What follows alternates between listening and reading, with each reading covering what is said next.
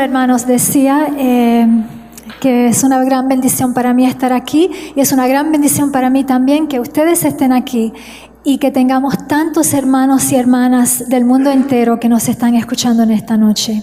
Bienvenidos a ustedes, bienvenidos a todos ellos. Esta noche vamos a hablar de los Estados Unidos en la profecía. Y hay mucho que decir, pero es imposible hablar de los Estados Unidos en la profecía sin hablar de dos otros países, Francia e Italia. Italia, claro, es la sede del Vaticano, la sede del papado, y Francia porque fue el país europeo que ayudó al ascenso del papado. Lo vamos a ver con mucho más detalle. Pero estos tres países en realidad constituyen una especie de triángulo profético. Y por eso en esta noche nuestro enfoque, nuestro interés principal es estudiar América en la profecía, pero es imposible hacerlo sin que hablemos de Francia y de Roma. ¿Estamos de acuerdo, verdad? Vamos entonces, antes de empezar a estudiar los sucesos, es importante que todo lo que estudiemos, que todo lo que analicemos, siempre esté fundado sobre principios bíblicos. Y por esta razón vamos a analizar y a entender 4 principios bíblicos que nos permiten analizar con certeza las profecías. El primer principio bíblico nos dice que las profecías son historia por cumplirse. Estamos de acuerdo, ¿verdad? Las profecías son historias que están escritas en la palabra. ¿Por qué? Porque nuestro Dios conoce el fin desde el principio. Ya Él escribió la historia, el libro está escrito y sabemos cómo termina. Gloria a Dios. Pero que en el proceso hay muchas etapas y el Señor nos da la luz de su profecía para que podamos guiar nuestros pasos en este mundo tenebroso, y la profecía es la luz más segura que el Señor nos ha dado. Pero hay que entender que como nosotros como adventistas utilizamos el modo de interpretación profético que se llama el historicismo. Yo pienso que todos ustedes han escuchado hablar de este modo de interpretación profética. Y este principio nos permite ver en la historia el cumplimiento de la profecía de una parte, y al estudiar la historia extrapolar cómo en el futuro van a cumplirse las profecías. Así que nos permite mirar hacia atrás y mirar hacia adelante. Segundo principio bíblico, la historia se repite. Esto quiere decir que para nosotros, estudiosos de las profecías, es posible estudiar la historia, un evento histórico, y discernir el patrón histórico. Es como un modelo, es como un esquema, vamos a decirlo así, que se repite. Si nosotros logramos discernir cuál es el patrón, entonces podemos extrapolar con respecto al futuro y podemos proyectar en el futuro ese patrón histórico, y nos permite entonces ver, proyectar hacia el futuro y entender cómo la profecía se va a cumplir, porque ustedes saben, muchas profecías está escrito, a veces son muy cortas, y entonces, pero sí, Señor, está escrito, pero ¿cómo? ¿A qué se parece esto? Cuando lo veamos, ¿cómo lo vamos a reconocer? ¿Ven lo que quiero decir? Así que este conocimiento de este principio que la historia se permite nos va a ayudar a reconocer cuando la profecía está en fase de cumplimiento. El tercer principio es un principio celeste, es un principio que fue establecido en el cielo, y vamos a leerlo juntos. Está en Primera de Juan, capítulo 5, y este principio dice: porque 3 son los que dan testimonio en el cielo, el Padre, el Verbo y el Espíritu Santo, y estos 3 son uno, es decir, están unidos, están en perfecta unidad. Y ahora vamos a ver cómo ese modelo celeste va a reflejarse en la tierra. Y 3 son los que dan testimonio en la tierra: el espíritu, el agua y la sangre. Y estos 3 concuerdan. El principio bíblico dice: en la boca de 2 o 3 testigos, cada palabra será establecida. Por eso en el cielo hay 3. Por eso son 3. Porque al estar de acuerdo los 3, es la voluntad de Dios. Cada palabra será establecida. ¿Cómo se refleja este principio bíblico en la vida de todos los días? Se refleja, por ejemplo, en la ley judía. La ley judía legislaba en la vida de todos los días del pueblo de Israel. Y este principio, en la boca de 2 o 3 testigos, cada palabra será establecida. Lo leemos en Deuteronomio, Levítico, Números, y Jesús viene a confirmarlo en el Nuevo Testamento. En el Antiguo Testamento no se podía acusar a nadie a menos que hubiera un mínimo de 2 o de 3 testigos. Cuando llegamos al Nuevo Testamento, Jesús expande la implementación de este principio y Jesús lo aplica, por ejemplo, a la resolución de conflictos en la iglesia, para acusar a un hermano o discutir con un hermano de alguna cosa que no conviene. Tienen que ser al menos 2 o 3 testigos para venir a tener ese diálogo con el hermano, ¿no? En evangelismo, Jesús los envió 2 por 2. Y otra manifestación de este principio es muy importante, quiero que la noten porque vamos a volver a esto, es cuando en el libro de Hechos el apóstol Pablo había sido ungido, como ustedes lo saben, para ser el evangelista a los gentiles, ¿no? A él se le ungió, él era el escogido de Dios para llevar el evangelio a los gentiles. Pero ¿y qué sucede? Vemos en Hechos 11 que Pedro recibe el famoso sueño, la visión de la manta que baja del cielo, que no tenía nada que ver con comida, que era con respecto a que el evangelio debía ir a toda la tierra, a todos los gentiles. ¿Por qué? Si Pablo era el ungido, ¿para qué se necesitaba que Pedro también recibiera la encomienda para llevar el evangelio a los gentiles? Y bien, hermanos, es por esta razón, porque en la boca de 2 o 3 testigos cada palabra será establecida. Si hubiera sido solo Pablo, no hubiera habido una ciudad, la primera ciudad cristiana en Antioquía no hubiera podido ser establecida. Es porque había un mínimo de 2 testigos que entonces el evangelio se puede diseminar a través de toda la tierra. Espero que estén viendo qué importantes son estos principios bíblicos, ¿no? Ahora vamos a estudiar el último principio que vamos a mencionar en esta noche. Es el principio de simetría y paralelismo. Y este principio nos ayuda enormemente con lo que yo explicaba del para detectar estos patrones históricos que se repiten y entonces ver cómo se va a proyectar.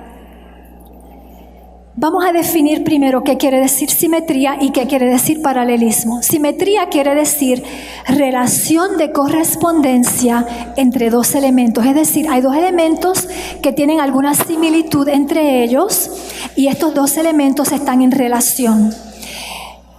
El paralelismo es lo que se llama una figura literaria. No quiero que esto sea muy erudito, no, esto es muy simple y lo vamos a ver en la palabra, que no se me asusten con estos términos un poquito complicados. Es una figura literaria que consiste en repetir una misma estructura, pero alterando algún elemento, alterando algún detalle. Vamos a la palabra y ustedes van a ver que no es tan complicado como parece. Ejemplos bíblicos de simetría. En el libro de Génesis, Dios hace al hombre a su imagen y semejanza. ¿Qué encontramos en Apocalipsis? Satanás crea la imagen de la bestia. En el principio, Génesis, el mundo empieza con una prueba de obediencia. No comáis del árbol del bien y del mal. Al final, en Apocalipsis, el mundo termina con una gran prueba de obediencia. La prueba de obediencia más difícil que se le ha presentado a toda la humanidad será la marca de la bestia. No adoréis en falsa adoración en día domingo, sino tomad el sello de Dios. Gran prueba de obediencia. ¿Y ven el paralelismo? Otra simetría. Al principio, el primer Adán, consecuencia, el Edén perdido. Llegamos al final del tiempo, el segundo Adán, nuestro Señor Jesucristo, Edén restaurado. Otro ejemplo, en Mateo 24, Jesús nos habla de las profecías de la destrucción de Jerusalén y sabemos que esta profecía se aplicaba aún más, de manera aún más pertinente al final del mundo. Otro ejemplo, y vamos tal vez a terminar con este último ejemplo, porque yo pienso que ya está claro, ¿verdad? Ya están viendo cómo es este juego de simetría. Vemos a la primera venida de Jesús, los judíos malinterpretan las profecías, no entienden cómo va a venir ese Mesías. Piensan que vendrá en gloria, etc. No reconocen al Mesías cuando se presenta y entonces rechazan al Mesías. Hermanos, trágicamente, al final del tiempo estamos viviendo lo mismo. Nuestros hermanos evangélicos y de otras denominaciones están malinterpretando las profecías.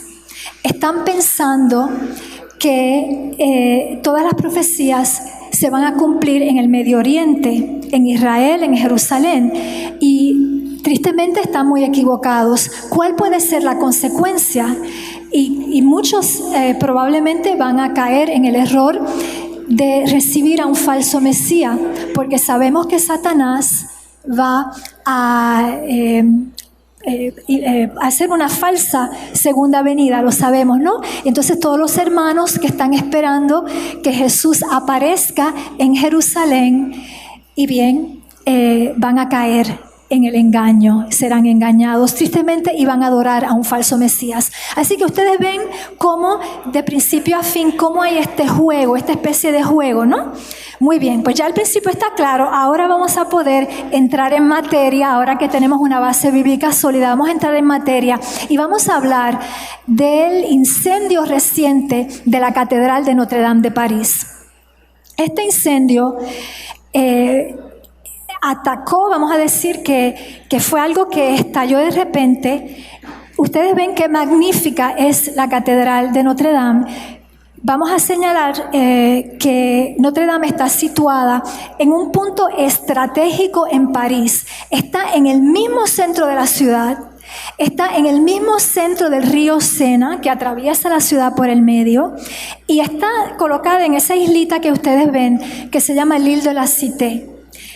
Frente a la entrada, que de hecho la entrada, aquí nosotros vemos la parte de atrás de Notre Dame, la entrada, frente a la entrada principal, hay en el piso, en la plaza de entrada, que se llama Le Parvis, hay allí un cuadro que dice punto cero, y ese punto cero es el punto cero de las carreteras de Francia. Todas las carreteras se dice, no sé si es cierto, pero se dice que todas las carreteras en Francia se cruzan todas por el epicentro que es Notre Dame. Así que podemos ver que este monumento fue construido en un lugar muy estratégico, y hay que saber que antes de ser una catedral católica era un lugar de adoración pagana. Y esto no es único a Notre Dame, no es específico a Notre Dame. Hay que saber que la mayoría de las catedrales católicas en Europa han sido construidas en lugares que antes estaban dedicados a dioses paganos. Esta es simplemente una vista esa era mi vista preferida de Notre Dame, de noche iluminada, ven qué hermosa se ve, pero permite apreciar la altura de la estructura, lo que hizo muy difícil cuando los bomberos quisieron venir a apagar el fuego en Notre Dame. Era muy difícil para ellos acceder a causa de la altura del techo y la construcción que impedía realmente que los bomberos con sus mangas y todo su equipo, ¿no?, que accedieran fácilmente. Fue muy difícil para ellos. Aquí vemos que el fuego empezó en el techo, el andamio, las vigas del techo y el andamio, todo estaba hecho en madera, pero era una madera, la madera del techo era una madera de 900 años, esta estructura tiene 900 años, era una madera densa, fuerte, robusta, un roble antiguo, madera como no hay hoy porque los árboles están muy enfermos. La madera hoy es muy débil, pero en aquella época los materiales de construcción eran más robustos para las catedrales, ¿no? Y no nos explicamos que el fuego se haya propagado tan rápidamente. Fue muy súbitamente. El momento más dramático fue cuando cayó la aguja de la catedral. La aguja de repente estalló así en llamas, se fue derrumbando hasta que colapsó y colapsó al interior de la catedral. Y vamos a ver en esta imagen todos los daños, ¿no?, que provocó el hecho de que todas esas brasas ardientes cayeran en el centro. Bueno, claro, un incendio y un incendio en una estructura tan importante como Notre Dame, pues claro, es un evento muy dramático. Pero hay más allá que solamente el drama. Hay mucha emoción también en el pueblo francés con respecto a esto. Aquí vemos imágenes de la gente que estaba mirando. No sé, ¿cuántos de ustedes vieron las noticias o vieron alguna video en YouTube? ¿Ustedes le prestaron alguna atención a este suceso? Veo sí, algunos. Pues para los franceses esto ha sido una tragedia nacional, es una gran catástrofe para ellos. Y aquí vemos las expresiones, la gente atónita, la gente no puede creer que primero que todo pasara tan rápido, que el fuego se propagara tan rápidamente. La gente está incrédula, está consternada. Ustedes ven las expresiones de angustia, alguna gente muy triste, hay llanto, hay emoción, hay lágrimas.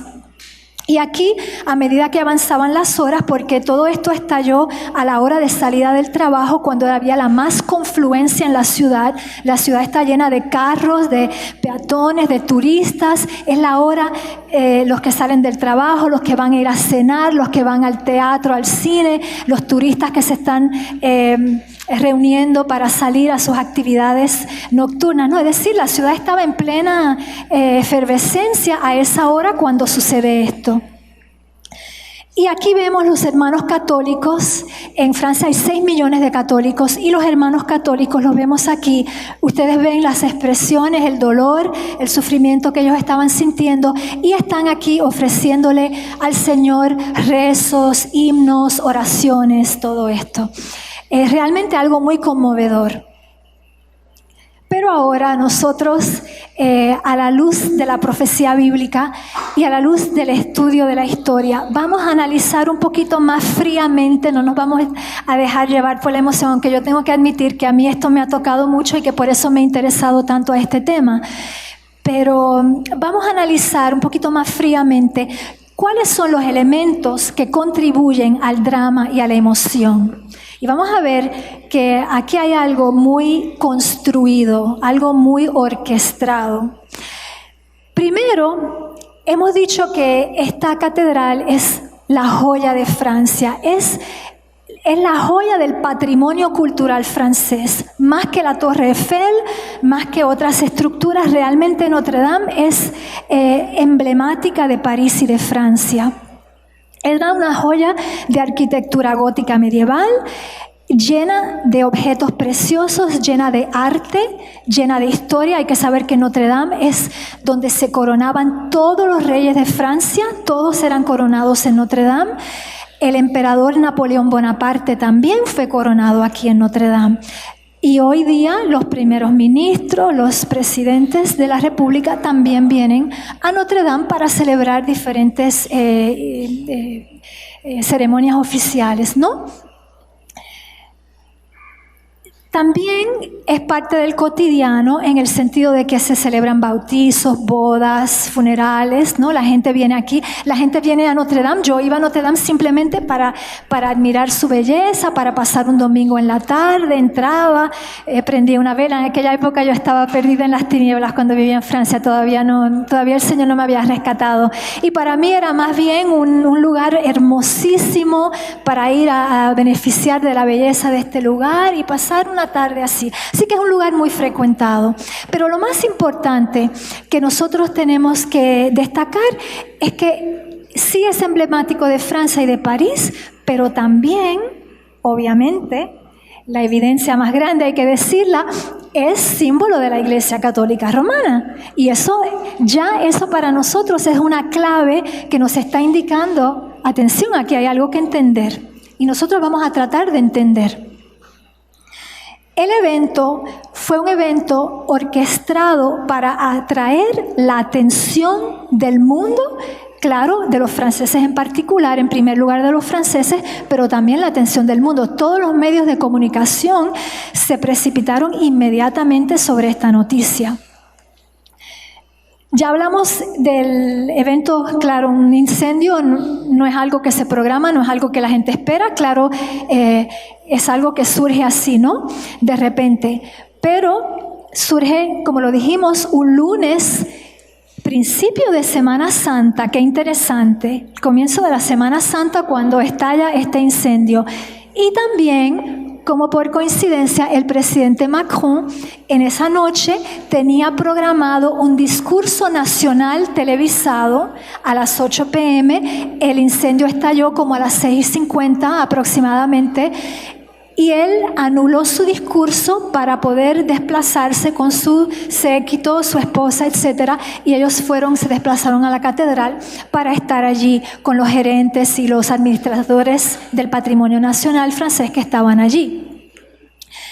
Pero hay dos otros elementos de tiempo que también hay que señalar, que contribuyen a la importancia y la significación profética e histórica de este evento. En primer lugar, y se ignora, yo pienso que afuera de Francia no hay mucha gente que sabe que desde el principio de este año ha habido una secuencia de vandalizaciones y de, ¿cuál es la palabra? Se me olvida en español, desecraciones de catedrales francesas y de iglesias francesas. Claro, iglesias católicas y catedrales católicas, ¿no? Porque la iglesia católica es predominante. Mientras yo vivía en Francia, yo nunca vi una iglesia protestante, tal vez porque como yo no estaba caminando con el Señor, pues tal vez nunca presté atención, pero realmente hay que decir que en Francia es una cultura predominantemente secular, predominantemente atea, con 6 millones aproximadamente de católicos practicantes. Quiere decir que la mayoría de las iglesias y catedrales van a ser católicas, son católicas. Pues ha habido una secuencia de atentados, de vandalismo, como una ola de ataques contra las iglesias y las catedrales francesas. Entonces vino Notre Dame, claro, la más grande, ¿no? Pero hay otro hecho, como si eso no fuera suficiente, tenemos otro hecho histórico importante que crea este contexto bien particular en el cual se da este suceso, y es que en Francia hay una revolución en este momento. Yo no sé si ustedes lo sabían. En Francia en este momento hay una insurrección popular. En este momento hay un movimiento que se llama los chalecos amarillos. Vamos a ver una foto luego de los chalecos amarillos. Y este movimiento empezó a finales del año pasado y ellos están protestando, si yo resumo, están protestando contra el orden vigente, contra el orden establecido. Y en este contexto de crisis nacional, y seguramente que el discurso del presidente que iba a ser televisado aquella noche, seguramente que tenía alguna relación con esto. Bueno, no se llevó a cabo, pero ustedes pueden imaginar que esto crea un clima muy particular, un clima de crisis nacional, una efervescencia revolucionaria. Los franceses tienen eso en el ADN, me gusta decir, porque realmente es un pueblo muy revolucionario con muchas reivindicaciones, y cuando ellos dicen, ok, basta, suficiente, no más, los franceses se tiran a la calle. Y es lo que ha sucedido, y estas manifestaciones, pues, vamos a ver un ejemplo muy pronto, y realmente es todo el pueblo, no es un segmento de la población, realmente es el pueblo francés está en armas en este momento, en las calles. Quiere decir, hermanos, si yo resumo todas estas características, aquí el Señor nos está dando una clave muy importante. El Señor nos está diciendo, presten atención, miren, les estoy dando una clave. Aquí hay algo muy importante que tenemos que entender. Y ahora lo que vamos a hacer es, vamos a empezar a por pinceladas, ¿no? Vamos a empezar a entender cuál es el cuadro profético, qué es lo que nos está diciendo. Aquí tenemos una clave. La clave, ¿cuál es el misterio que esta clave abre y revela? Es lo que vamos a entender ahora. Vamos a descifrar el misterio. Vamos a empezar señalando que Francia fue el país que le dio origen, en un sentido, a la predominancia, a la supremacía del papado. ¿Cómo fue esto? Aproximadamente en los años 500, el rey Clovis es el primer rey que decide, número uno, hacerse católico y bautizarse, pero decide también que su país, que Francia, sería católica. En esta época Francia era más grande que ahora. Francia abarcaba también los estados alemanes también. Parte de Suiza, parte de Luxemburgo y Bélgica. Todo eso era Francia. Y él, que era rey Clovis, rey de los francos, decide entonces hacerse católico y que toda la nación sea católica. Poco después, 300 años después, el emperador Carlomagno, emperador de Europa, decide también darle su apoyo al papado. Fue un apoyo tangible. Estamos hablando de ejércitos, estamos hablando de dinero, estamos hablando de diplomacia, embajadores, es decir, se despliega toda una infraestructura para ayudar al Papa en su ascenso al poder. Entonces, Carlomagno, aliado del Papa, el Papa aliado de Carlomagno. Y poco a poco así fue que el papado fue estableciendo su poder. Fue un proceso gradual.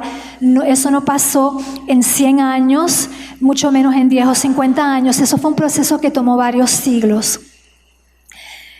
Y fue Francia realmente quien facilitó ese proceso. Así que ustedes ven que hay una relación muy importante entre Francia y Roma. Y Francia, de hecho, era llamada la hija mayor de la Iglesia. ¿Qué sucede? La hija mayor de la Iglesia, 1000 años después, en el 1798, es por la hija mayor de la Iglesia, por la acción y la decisión de Napoleón Bonaparte, que cae el papado, que Napoleón Bonaparte envía al general Berthier, que va y le da el golpe mortal a la cabeza del papado. Y en ese momento, consideramos que en ese momento se derrumba la monarquía papal. Y la monarquía papal era una monarquía fuerte que dominaba sobre las monarquías nacionales, es decir, la monarquía francesa, de Prusia, Austria, ¿no? De Inglaterra, de España. Todos los países y todas las monarquías nacionales estaban sujetas al Papa en aquella época. Es decir, que realmente era un poder dominante muy fuerte. Todo se hizo por Francia y se terminó por Francia. Así que si aplicamos el principio que estudiamos hace unos minutos de la simetría, podemos extrapolar que si Francia fue el país que le dio origen a la supremacía del papado, y Francia fue el país que hizo colapsar el dominio papal, pues yo voy un paso más lejos y yo digo, pues Francia va a ayudar a restaurar el poder del papado al final del tiempo. Tiene sentido, ¿no? Hay una simetría perfecta y yo la veo muy claramente cómo se está desarrollando esta simetría. Ok, ahora vamos a empezar a conectar los puntos entre Estados Unidos y Francia, porque empezamos diciendo vamos a hablar de Estados Unidos y por el momento hemos hablado mucho de Francia, ¿verdad? Vamos ahora a empezar a conectar los puntos y a ver qué similitudes, qué paralelismos podemos ver entre Francia y Estados Unidos. Aquí vemos, en la imagen a la izquierda, vemos cuando en el 1776 los padres fundadores de la nación americana firman la Declaración de Independencia. 4 de julio de 1776 en Puerto Rico es una fecha que se celebra, ¿no? Esa Declaración de Independencia era un manifiesto contra la monarquía británica. Ellos querían su independencia de la monarquía británica. Ellos no querían pagarle impuestos a la monarquía británica y ellos querían que hubiera libertad de conciencia, libertad de religión, cosas que no eran posibles en Gran Bretaña. Y además, como lo sabemos, los peregrinos que todos huían de la persecución papal en Europa y vinieron a establecerse en América para crear esta nueva nación con una aspiración muy grande de libertad civil y también en particular de libertad religiosa.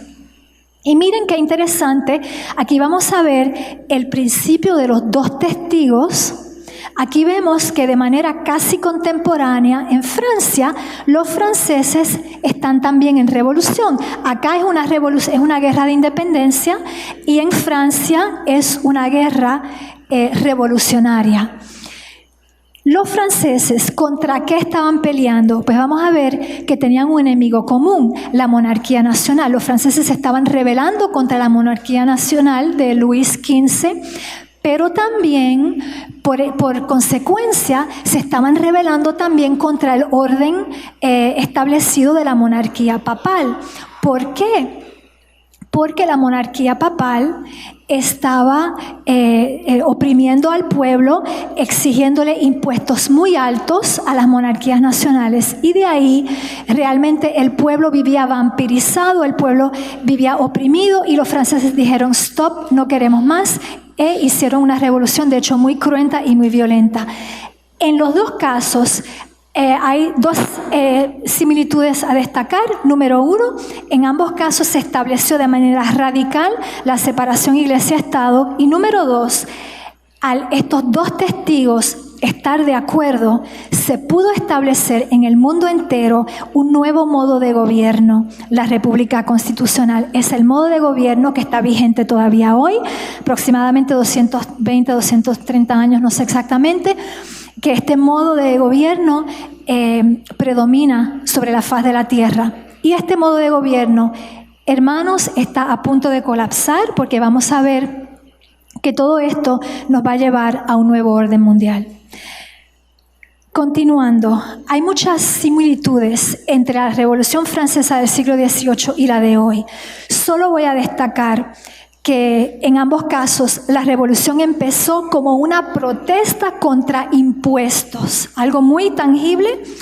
En el caso de Francia, hablemos hoy, el caso de Francia de hoy, el presidente Macron trató de imponer un impuesto al carburante, 23% es bastante alto, y los franceses le llamaban a esto el impuesto del Papa. ¿Por qué? Porque el presidente Macron estaba tratando de apoyar al Papa en su estrategia ecologista. Ustedes saben que el Papa, con su encíclica Laudato Si, está tratando de salvar el planeta y está utilizando eso como un argumento que le da poder con los diferentes gobiernos, con las Naciones Unidas, etcétera, ¿no? Es una estrategia muy importante del Vaticano en este momento. Y bien, el presidente Macron trató de apoyar al papado en esto y eso se le ha vuelto contra él, puesto que de ahí salió una revolución. Simplemente vamos a destacar rápidamente que algunos detallitos. Ven como en el siglo XVIII quemaron Biblias, y bien el paralelismo, aquí no se quemaron Biblias, aquí se quemó una catedral,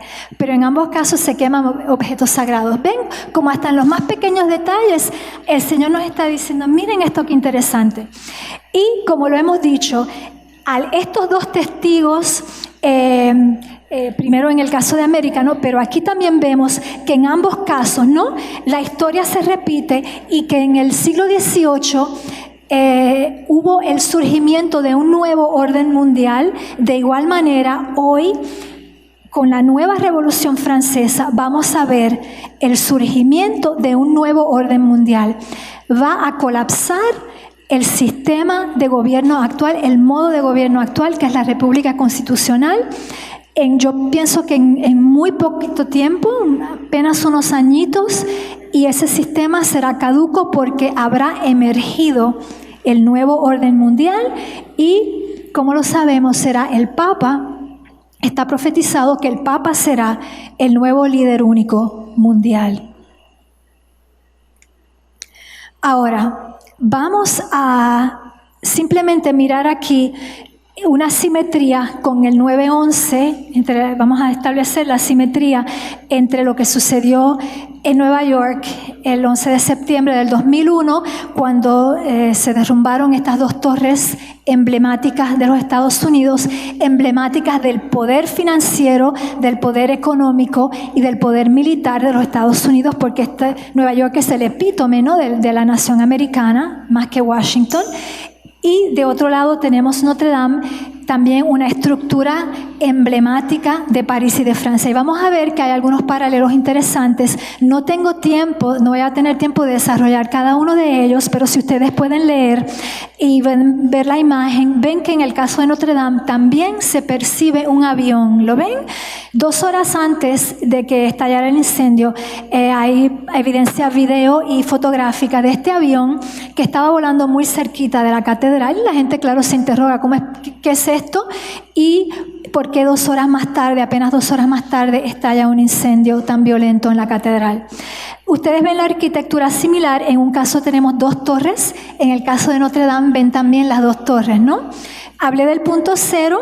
También en las Torres Gemelas ustedes saben que cuando se derrumbó y que todo aquello quedó en escombros, esos escombros, ese lugar, lo llamaban punto cero, ¿no? Ground zero. Han oído hablar, han oído esa expresión, ¿no? Pues igual en Francia mencioné que también frente a la catedral hay un punto cero. Ven como hasta en los más pequeños detalles hay esta simetría, ¿no?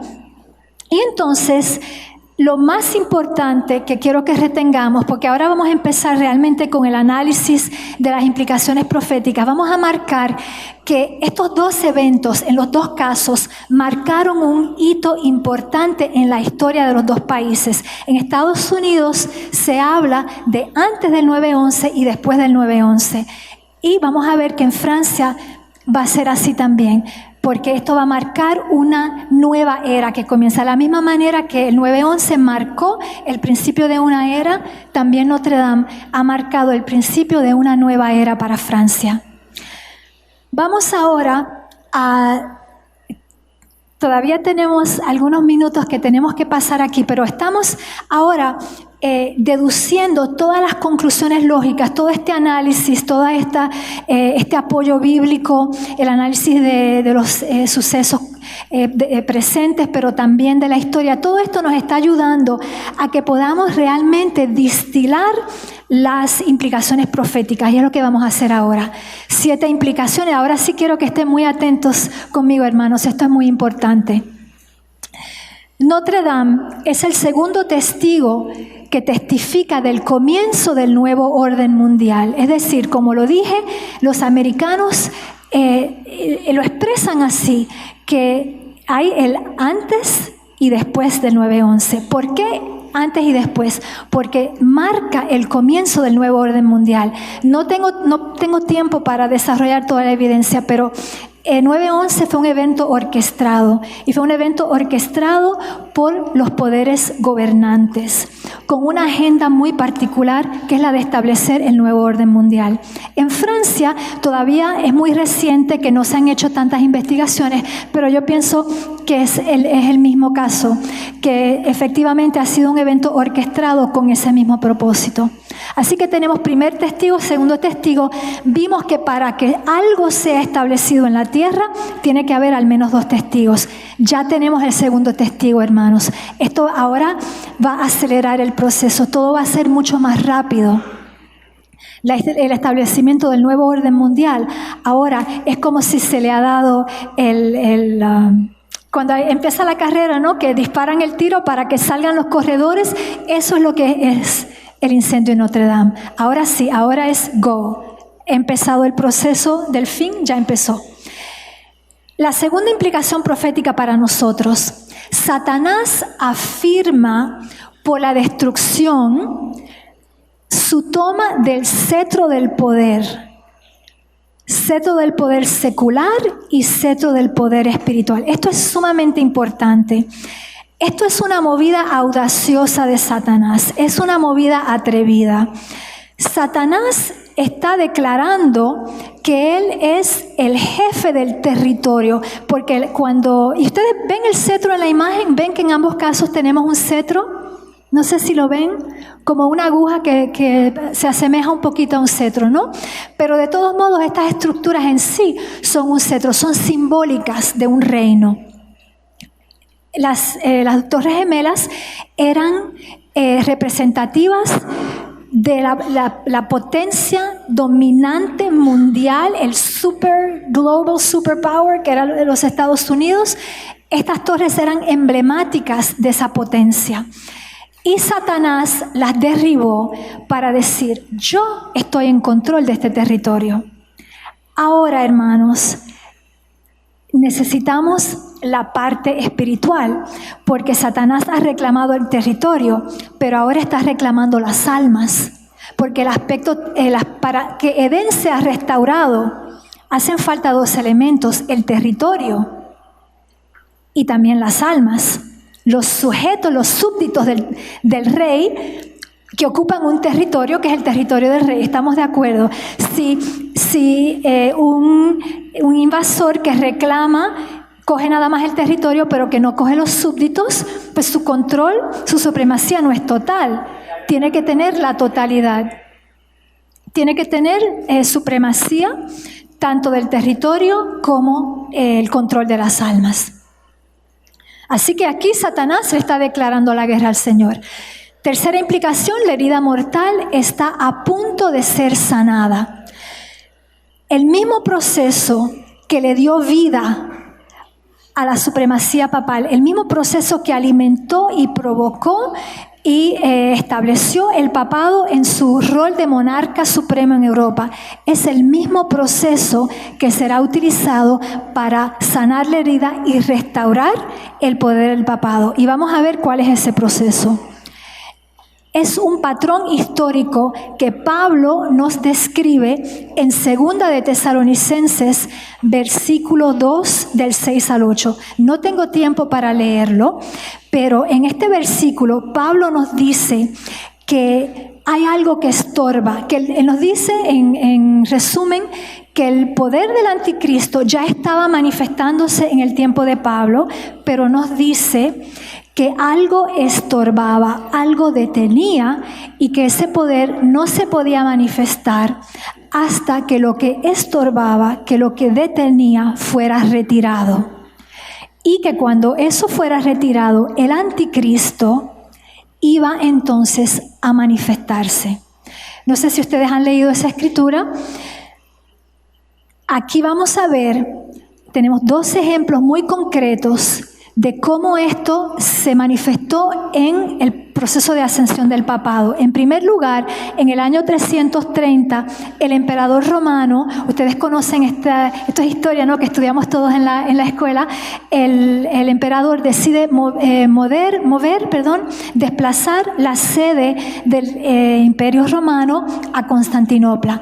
Esto creó una división profunda en el Imperio Romano y ahí fue que el Imperio Romano realmente comenzó a debilitarse. Fue un proceso que tomó varios siglos antes de que colapsara totalmente, pero empezó por la división. ¿Qué pasó? Al irse el emperador, creó un vacío que el Papa vino a ocupar.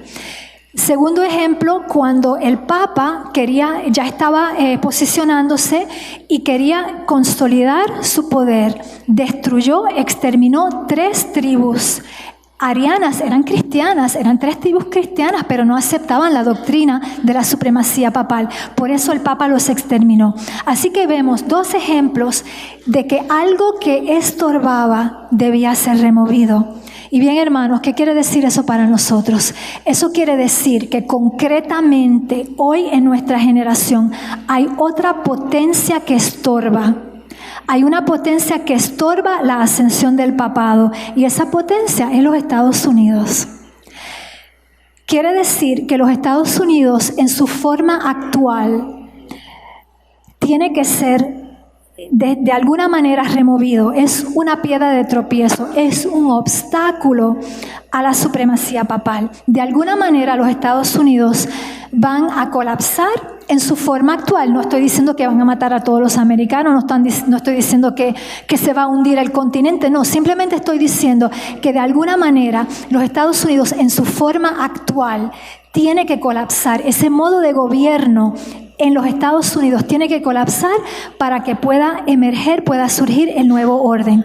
¿Cómo se hará? Yo pienso, si extrapolo con respecto a la historia y todo lo que hemos visto, yo pienso que habrá una revolución y un colapso económico, político, social y moral, ya lo hemos visto.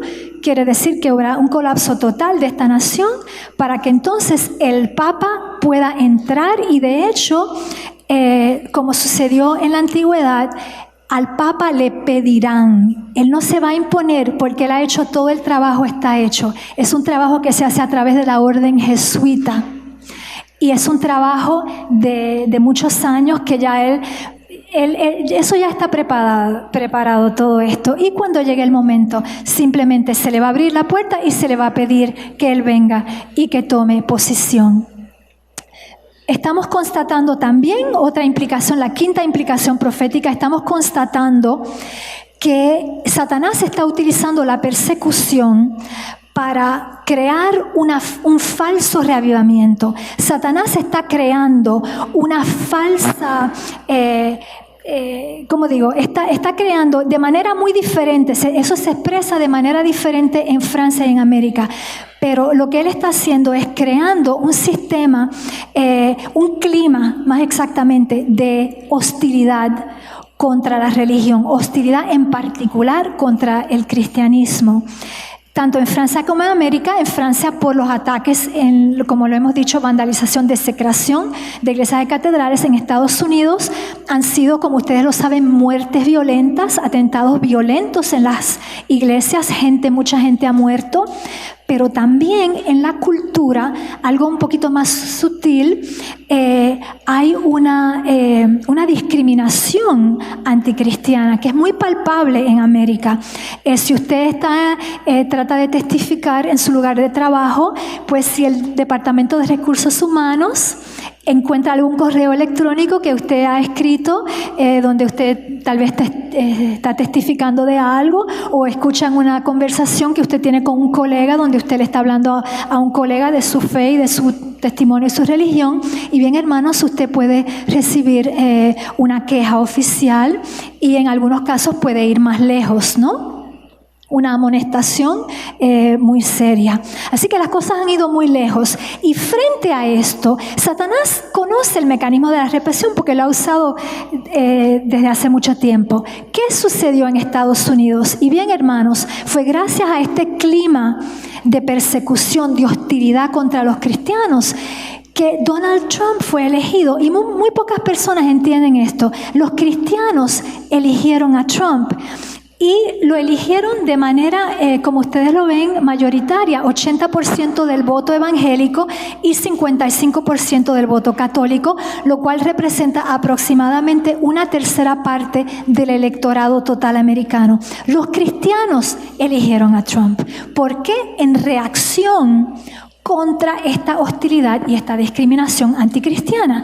Como ustedes lo ven, Satanás está utilizando la persecución para crear un falso fervor religioso. Y no es que sea falso, es decir, el fervor es auténtico. Los cristianos quieren tener una voz, quieren que haya libertad religiosa, quieren expresar, quieren tener libertad de conciencia. Pero lo que sucede es que nosotros sabemos que Satanás va a utilizar esto para crear un falso reavivamiento que se hará no sobre bases bíblicas, sino sobre otras bases, que son precisamente la unión de iglesia y Estado. Este proceso ha comenzado en Francia. Macron es muy amigo del Papa. El presidente Macron quiere reunificar Iglesia y Estado, lo que en Francia ha chocado a muchas personas, porque en Francia es un país tan secular, tan ateo. Una minoría son católicos, pero predominantemente es un país secular. Entonces esto ha chocado a muchas personas, pero es una realidad que el deseo de Macron es de ver restaurada la unidad de Iglesia y Estado, y él lo ha declarado públicamente en varias ocasiones. Y aquí vemos Trump. ¿Qué está haciendo Trump? Como Trump tiene una relación de interés común, Trump está negociando con los evangélicos para desafortunadamente, darles mucha influencia en su gobierno, y solamente voy a destacar la reubicación de la embajada americana, que fue reubicada de Tel Aviv a Jerusalén. Eso fue una manifestación concreta en su política exterior de la influencia de los evangélicos, y mencionar que los evangélicos tienen acceso privilegiado a Trump. Ellos tienen una reunión oficial todos los meses. Ellos se reúnen informalmente con el presidente semanalmente, casi todos los días tienen acceso a él muy directamente. Así que esto es muy serio y ha tomado proporciones muy serias. Me falta por destacar dos aspectos, ya estamos concluyendo. En sexto lugar, la sexta implicación profética es que el incendio de Notre Dame es un avance, es una primicia del juicio de Babilonia. Babilonia es la ramera que está sentada sobre muchas aguas, y Babilonia va a ser destruida por el fuego, como lo sabemos en Apocalipsis 18. Así que el Señor nos está mostrando, hermanos, despertemos. El Señor nos está mostrando que el final de Babilonia estamos muy cerca, hermanos, del final. Estamos muy cerquita. Estamos realmente en los movimientos finales que serán rápidos. Y esto es el avance de la destrucción de Roma. Y para concluir, yo pienso que el presidente Trump no está ahí por coincidencia. Sabemos que nuestro Dios es el que pone reyes y quita reyes, ¿no? Y el nombre de Trump no es una coincidencia. Yo hice un estudio muy profundo del significado bíblico de la palabra trompeta y de toda la simbología de la trompeta en la Biblia. Trump es trompeta. Yo pienso que Trump es la última trompeta que el Señor va a enviar al mundo entero.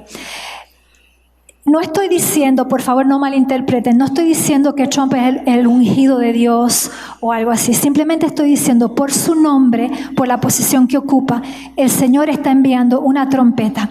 En la Biblia, la trompeta tenía 3 funciones principales. En primer lugar, prevenir del juicio a venir. Fiesta de las trompetas, 10 días antes del día de la expiación, ¿no? Juicio a venir, juicio inminente, la trompeta suena. Segunda aplicación de la trompeta en la Biblia es anuncio de un enemigo que va a invadir, anuncio de guerra, anuncio de ataque, anuncio de algún tipo de agresión. Bien, lo vamos a ver también. Trump anuncia el juicio por la guerra, el juicio por la espada en los Estados Unidos y en el mundo, porque la conflagración, la revolución, la anarquía, el caos van a ser globales. Y número 3, para nosotros adventistas, el significado más importante de la trompeta es un llamado del Señor a su pueblo a unirse, a congregarse, a asemblarse y a salir.